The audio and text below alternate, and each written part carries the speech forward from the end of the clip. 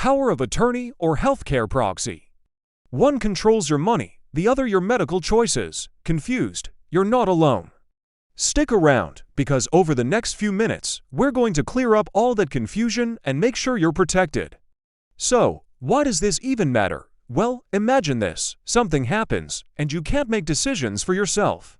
Without these documents, your family might have to go to court to get a guardian appointed. That process is slow, it's public, and it can be incredibly expensive. Even worse, mixing up a power of attorney and a healthcare proxy can leave you and your loved ones completely powerless in a crisis. The good news is, both of these are tools you can control, and you can even change your mind later as long as you're competent. So let's break them down. First up, what exactly are these documents? Let's start with the power of attorney, often called a POA. This is a legal document where you, the principal, authorize another person, called your agent or attorney-in-fact, to act on your behalf in financial and legal matters. Think of it as giving someone the keys to your financial kingdom. They can manage your bank accounts, pay your bills, file your taxes, and even buy or sell property for you. It's all about the money and the paperwork. Now, let's switch gears to the healthcare proxy, which in some places is called a medical power of attorney or a healthcare surrogate. This document is entirely different. It authorizes an agent to make healthcare decisions for you, but only when you're incapacitated and can't make them yourself.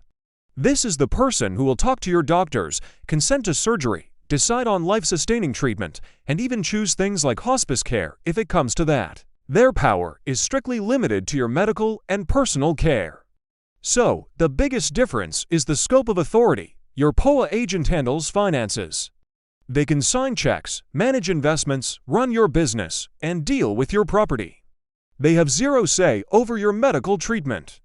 On the flip side, your healthcare proxy agent has all the say over your medical treatment, but can't touch your bank account. They can't sell your house to pay for a nursing home, for example. That would be the job of your financial agent under the POA. These roles are completely separate, and that separation is crucial to protect you. Let's talk about when these documents actually become active. This is another key distinction. A power of attorney can be structured in two main ways. It can be springing, which means it only takes effect or springs into action after a specific event happens, usually when one or two physicians certify in writing that you are incapacitated. Or, it can be immediate or durable, meaning it's effective the moment you sign it. Many people choose an immediate POA for convenience, so their agent can help with finances right away, even if they're just traveling or temporarily unwell. A healthcare proxy, however, is almost always a springing document by its very nature. It only activates when your attending physician determines that you lack the capacity to make or communicate your own healthcare decisions. Until that moment, you are always in charge. Your agent can't step in and overrule you just because they disagree with your choice.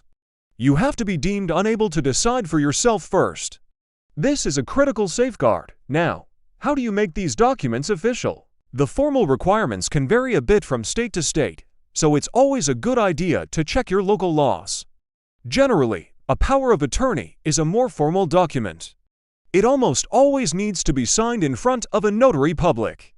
Some states also require you to have witnesses who are not your agent sign the document as well. This is to prevent fraud and ensure you were competent and not under duress when you signed it. A healthcare proxy is often a little simpler. In many states, you just need to sign it in front of two qualified witnesses. Sometimes a notary can be used instead of witnesses, but the witness option is very common. The key is that the document must be in writing and signed. You can't just tell your brother, "You're in charge if something happens." It has to be on paper to be legally binding. What if you change your mind? This is a really important point. As long as you are mentally competent, you have the absolute right to revoke either of these documents at any time. If you decide you want to choose a different agent, or you just don't want the document to be active anymore, you can cancel it. The process is straightforward. You create a written revocation of power of attorney or revocation of healthcare proxy. You sign it, have it notarized or witnessed just like the original, and then this is the most important part: you must give a copy of that revocation to your former agent. You also need to send copies to any institutions that had the old document on file, like your bank, your brokerage firm, or your hospital and doctors. If you don't notify them, they might continue to honor the old document, not knowing you've changed your mind. Let's cover some common pitfalls people fall into. With a power of attorney, a big risk is making it too broad or choosing the wrong person. Giving someone total control over your finances is a huge deal.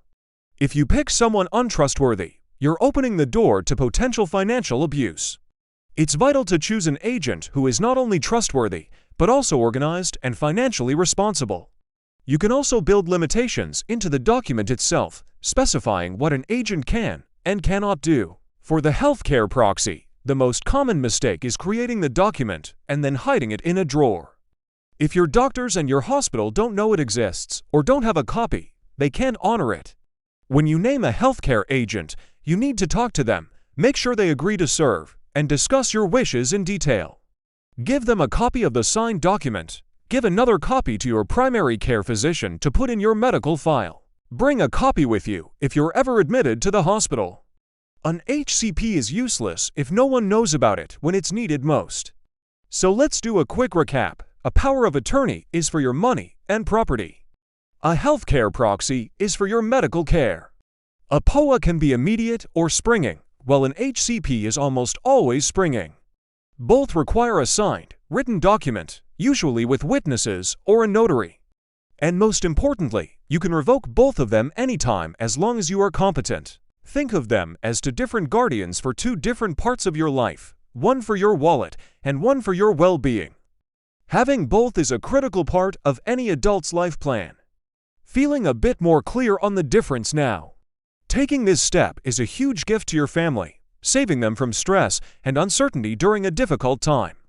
If you're ready to get started, we've made it easy for you. I've put a link in the description below where you can grab our free, downloadable PDF templates for both a power of attorney and a healthcare proxy. It's a great starting point. If this video helped you, please hit that like button and subscribe for more quick law breaks. We're here to make complex topics simple, and I'd love to know, which document are you going to draft first? Let me know in the comments below. Thanks for watching, and we'll see you in the next video.